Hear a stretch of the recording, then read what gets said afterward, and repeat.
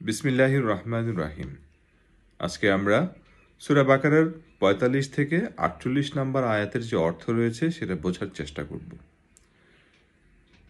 হে ঈমানদার ব্যক্তিরা, তোমরা সবর ও নামাজের মাধ্যমে আল্লাহর কাছে সাহায্য চাও। যাবতীয় হক আদায় করে নামাজ প্রতিষ্ঠা করা অবশ্য একটু কঠিন কাজ, কিন্তু যারা আল্লাহকে ভয় করে তাদের কথা আলাদা।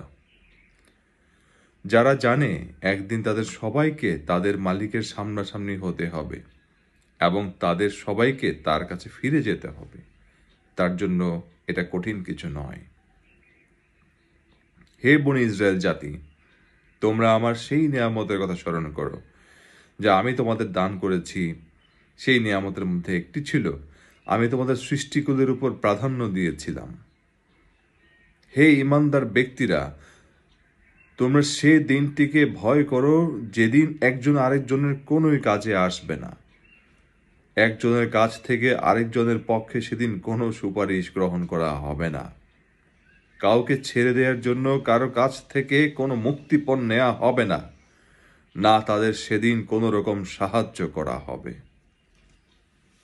ধন্যবাদ।